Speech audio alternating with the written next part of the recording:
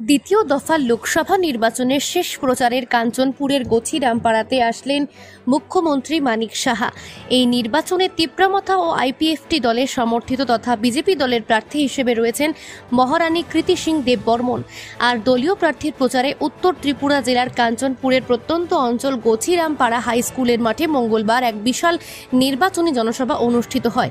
এদিনের নির্বাচনী জনসভায় উপস্থিত ছিলেন রাজ্যের মুখ্যমন্ত্রী ডক্টর মানিক সাহা, প্রদেশ বিজেপি সভাপতি রাজীব ভট্টাচার্য, আইপিএফটির নেতা প্রেম কুমার রিয়াং, কাঞ্চনপুর মণ্ডলের মণ্ডল সভাপতি শুভম কুমার রায় প্রমুখরা। এদিনের জনসভায় রিয়াং সম্প্রদায়ের মহিলারা যেভাবে তাদের চিরাচরিত নাচের মাধ্যমে মুখ্যমন্ত্রীকে স্বাগত জানান, তাতে মুখ্যমন্ত্রী অভিভূত হন। রাজ্যের জনজাতিরা বিভিন্ন উন্নয়নমূলক কাজে এগিয়ে আসুক তা মুখ্যমন্ত্রী আশা ব্যক্ত করেন। রাজ্যের রেলের উন্নয়ন যেভাবে হচ্ছে, বন্দে ভারত অতি সত্বর রাজ্যে চালু হয়ে যাবে, যার জন্য যে বৈদ্যুতিক সংযোগ দরকার তা হয়ে গেছে বলে মুখ্যমন্ত্রী জানান। 2047 সালে বিকশিত ভারত উপহার দিতে চলেছেন দেশের বর্তমান প্রধানমন্ত্রী। মুখ্যমন্ত্রী বলেন, এই আমাদের নর্থ ইস্টকে এতদিন ধরে কেউ ধ্যান দেয়নি। অটলজি তখন বলেছিল যে ইস্ট পলিসি করে উনি বলেছিলেন, আর প্রধানমন্ত্রী যে এসে বলছেন act east policy, look east policy বলেছিলেন অটলজি। সেখান থেকে শুরু হয়েছে অ্যাক্ট ইস্ট পলিসিতে। আমাদের মাননীয় প্রধানমন্ত্রী যে আমাদের হীরা মডেল দিয়েছে, ন্যাশনাল হাইওয়ে 6টা, আরো 4টার জন্য তার জন্য প্রিন্সিপাল উনি বলেছেন দেবেন।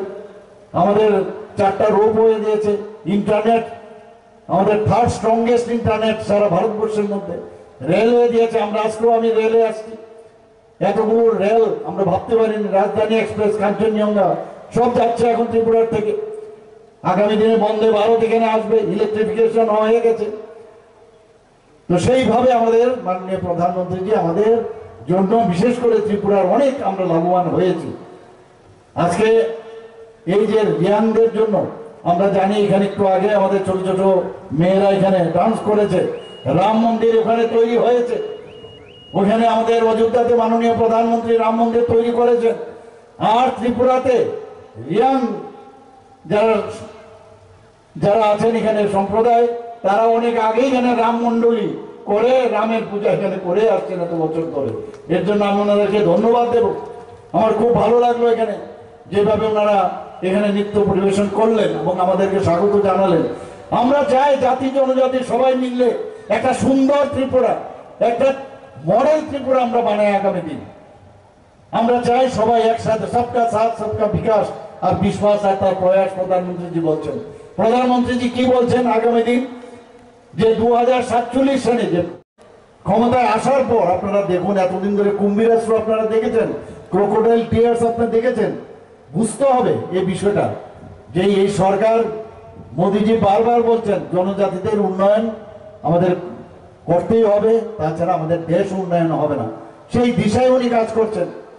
আমার মনে আছে আমি যখন দিল্লিতে আমি গিয়েছি, আমাদের গৃহমন্ত্রীজি কথায় কথায় কথা হচ্ছিল যে এদের সেটেলমেন্ট নিয়ে এই সমস্যা হচ্ছে।